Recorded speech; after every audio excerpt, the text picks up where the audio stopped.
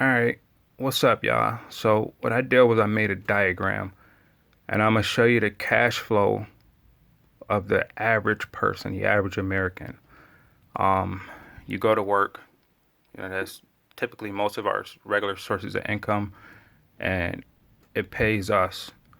And then what do we do with that money? We usually take our money and go cover our living expenses and might put a little bit inside the bank. Um, and then usually what the average person do is they'll take whatever, once they get a little bit of money built up, they'll take that money and they'll go buy stuff with it. It could be, video games, jewelry, clothing, anything that, it's a liability. Anything that is not making you any money. That's usually what we go and buy. Um, and I'm gonna show you what the wealthy people do, because their diagram is a lot different and what they do. And this will show you, if you want to get rich or get wealthy, you will follow what the rich do, what the wealthy do. It's everything is online too. It's not like it's no secret no more. Everything is online. So I got another diagram here. All right. And now this is what the wealthy do. So um, once again, you have your income, and your income pays you your job. And once again, you pay for your expenses, um, utilities, rents, everything like that. So you get paid, you pay your expenses. You're also put money in a savings account, credit union, anything like that. And it's typically you want to just do it for an emergency. Save up 3 to 6 months of expenses just in case something happened.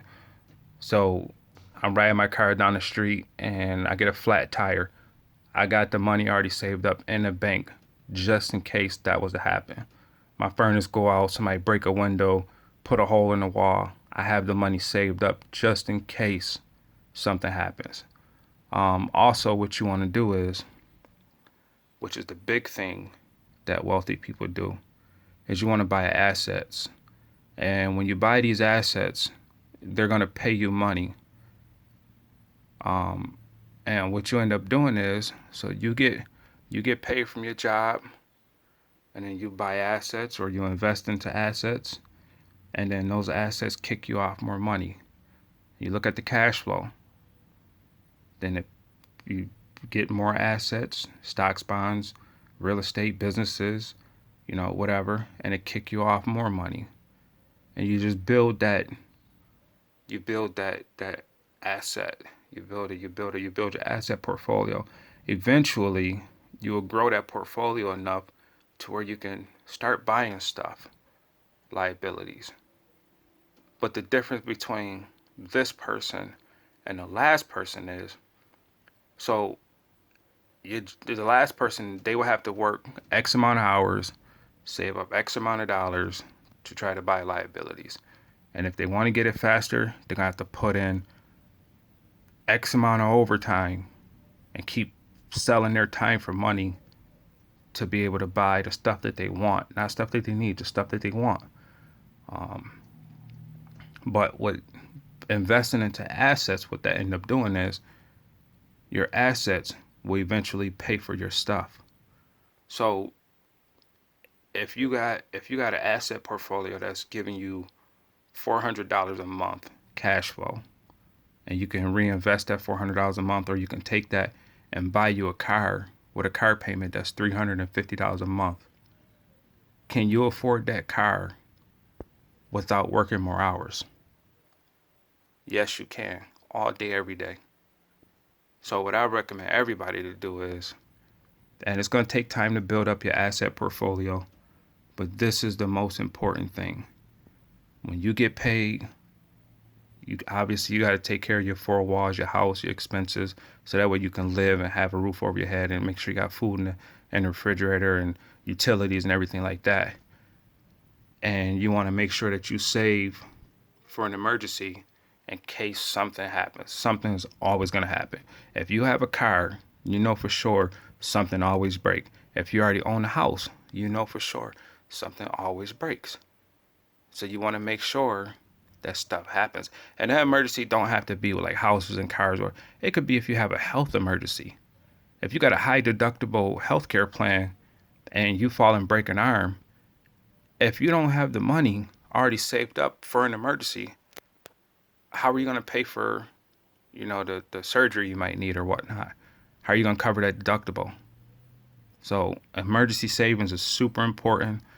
And like I said, one of the most important things is also you investing into assets, because those assets will pay you. They will pay you. Eventually, your asset portfolio will be so much that it'll supplement your job income. And if you choose to not work for somebody else, you can do that because that gives you freedom, because you still have cash coming in all the time. You see what I mean? And that's exactly what the wealthy do. And they take time and they build it up, and eventually they become financially independent where they run in their own business and they don't have to worry about going to clock in for somebody. They working for themselves. Instead of going to work and making the owner or the shareholders of the company that you work for millions of dollars and making them rich, you're making yourself rich. And eventually you will get out of the rat race where you don't have to go and work for somebody else. You're working for yourself.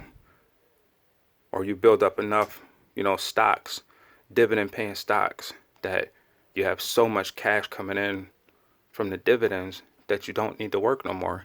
And if you want to go lay on the beach and tan all day or drink mimosas or go golfing all day, the money won't stop. You look at it like this. So the regular person, okay, if you get fired from your job, your initial cash flow stops, right? There is no more cash flow because there's nothing coming from your job to you. But if you did what you were supposed to do and built up assets, then you'll be able to still have income coming in all day, every month, every week, however you got it set up. You'll still have income coming in. And if you got fired from your job, you decide to quit your job, it wouldn't matter because you still have the cash coming in from your assets. You'll still be able to pay all your living expenses. You'll still be able to save for an emergency. And you'll still be able to buy all the stuff that you want to buy. But you got to be patient. You got to think about buying assets. You have to. Otherwise, you're going to be stuck working for somebody else for the rest of your life. And I don't think that you shouldn't want to work for anybody else for the rest of your life. You should be able to make your own decisions and work for yourself.